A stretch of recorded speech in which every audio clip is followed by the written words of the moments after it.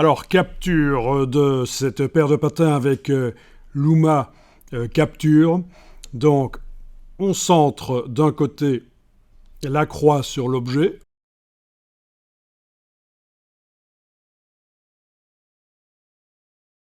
On doit aller de l'autre côté. On centre également sur l'objet. Puis, on passe à un processus où ça va nous demander de placer l'objet dans une boîte virtuelle 3D avec les petites flèches bleues là. On agrandit la boîte dans tous les sens pour que ça englobe virtuellement les patins. Donc là, on est en train de préparer la capture avec Luma AI. Donc une fois qu'ils seront capturés, on pourra les visualiser, tourner autour, mais aussi faire un export en tant que modèle 3D et les récupérer dans n'importe quel logiciel 3D. Donc ça se fait de plus en plus pour générer facilement des objets 3D plutôt que de passer des heures, et ce serait le cas dans le cas d'un objet aussi complexe, des heures à modéliser un objet. On le capture. Donc là, on doit tourner autour de l'objet à différents niveaux. Il indique où il faut positionner le téléphone. Et il faut faire le tour complet avec les petites barrettes roses qui vont se transformer en bleu pour indiquer qu'on a bien capturé à ce niveau-là. Vous voyez les petites formes fantômes de GSM qui indiquent où il faut positionner le GSM.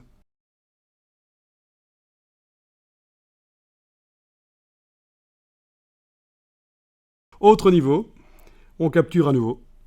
Alors vous voyez que ça balance pas mal, le GSM n'est pas stable, ça va quand même fonctionner. Une autre solution, c'est de mettre le GSM sur un pied, un trépied, et de poser l'objet à capturer sur un plateau tournant. Ici, l'éclairage n'est pas idéal. On voit que c'est fait dans un couloir avec un éclairage de lumière du jour qui vient de la porte vitrée. Sous certains aspects, les patins ne sont pas bien éclairés. Mais malgré tout, ça va fonctionner en fait. On fait juste un test là pour le processus. Mais bien entendu, normalement, s'il ne faisait pas si froid dehors ce jour-là, on serait sorti déjà pour avoir les patins en lumière du jour. Alors vous voyez qu'on va en avant, en arrière, de manière à capturer vraiment tous les angles à ce niveau-là. Voilà, et on va passer au dernier. Et on fait à nouveau le tour. Donc c'est un peu pénible. Ça prend du temps. Il faudrait automatiser ça, si possible, si on a beaucoup d'objets à capturer. Donc ça peut servir aussi pour capturer des objets dans un musée, pour archiver. Donc il y a du potentiel au niveau économique, entreprise derrière ces nouvelles technologies. On pourrait aussi utiliser du matériel plus professionnel comme des appareils réflexes avec une capture bien meilleure. Donc là, ça peut prendre 20-30 minutes.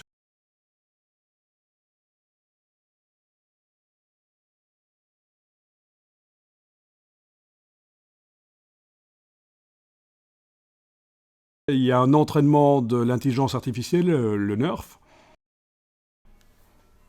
Donc le NERF, ce sont des technologies assez récentes de fin 2023, 2024, et voilà, c'est l'avenir.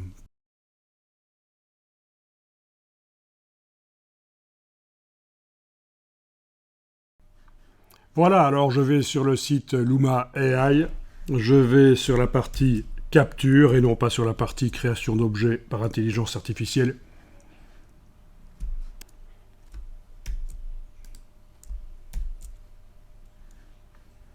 Voilà, plein de gens ont déjà capturé des choses. Mes captures sont dans le menu en haut à droite. Voilà les patins.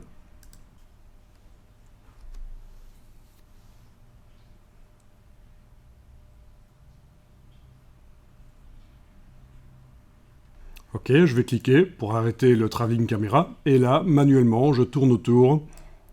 Avec la roulette, je peux zoomer. En appuyant sur la roulette, je bouge. Et donc, je visualise. Alors, je vais aller sur le bouton de partage et je vais copier le lien. J'en fais un bit.ly que je vous montre là tout de suite. Voilà, en tapant ceci dans la barre d'URL d'un navigateur web, vous devriez arriver sur le lien qui vous permet de visualiser sur un ordinateur valable, avec un navigateur récent, visualiser en 3D, avec la souris, tourner l'objet. Donc tout ça offre des perspectives pour le e-commerce évidemment. Et pas seulement, parce qu'après on va faire l'export en 3D du patin et on va visualiser dans Dimension. Donc voilà, je viens d'enfoncer la touche Entrée et c'est la même chose que quand j'étais dans Luma AI, possibilité de visualiser, tourner.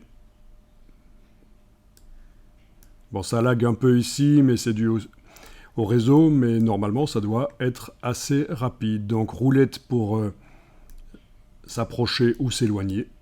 Voilà. Enfoncer la roulette pour bouger. Ah oui, alors de temps en temps, il y a les murs qui sont visibles là. Il ne faut pas zoomer trop en arrière. Alors je vais rezoomer en avant. Non, je vais bouger là. Ce sont des formes bizarres. Il faudrait les isoler. Je pourrais bien sûr exporter l'objet 3D au départ de Luma AI, les mettre dans un environnement qui convient, un socle en 3D ou quoi que ce soit, un support en 3D, peu importe, et de là réexporter vers le web pour le voir sans le décor. Alors justement, le téléchargement de l'objet 3D, par la petite flèche là en haut à droite, quand je suis dans Luma AI, et je vais choisir le format GLTF iPoly par exemple. Voilà. Donc le fichier GLB avec les textures tout en un va arriver. C'est un des formats possibles. Je l'enregistre. Je suis désormais dans Dimension, un logiciel 3D, donc évidemment, ça pourrait être n'importe quel autre. Et je crée une scène et je vais importer le modèle 3D, donc fichier importer modèle 3D. Je vais le chercher là où il se trouve.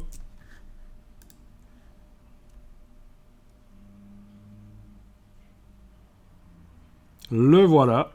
Je zoome en arrière. Alors au niveau de la dimension, c'est à corriger parce qu'il fait 154 cm de haut. Il n'a pas bien capturé la taille de cet objet. Voilà. Alors je vais quand même ici faire le rendu rapide ray tracing. Ah, ça donne déjà un tout petit peu mieux.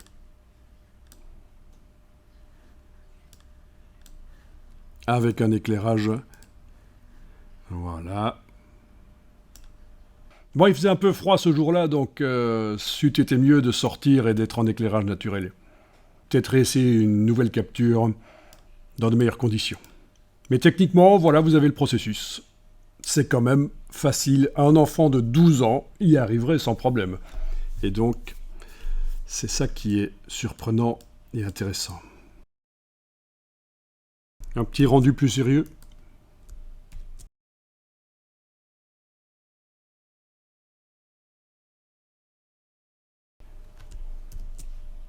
Ok, ça avance. Le rendu n'est pas si mal que ça. Bon, c'est suréclairé, mais ça c'est à régler. J'ai juste jeté un éclairage vite fait, sans régler. Voilà, et j'ai fait juste un rendu en 1000 pixels sur 600. Et donc, c'est flou parce qu'il n'y a pas beaucoup de pixels, mais ça commence à ressembler à une vraie photo.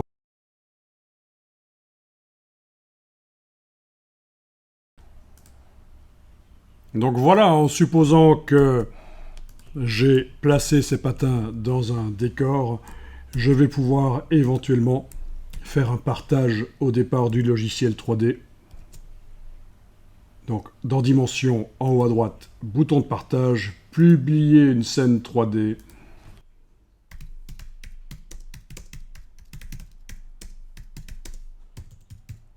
Voilà, je vais taper ça comme nom.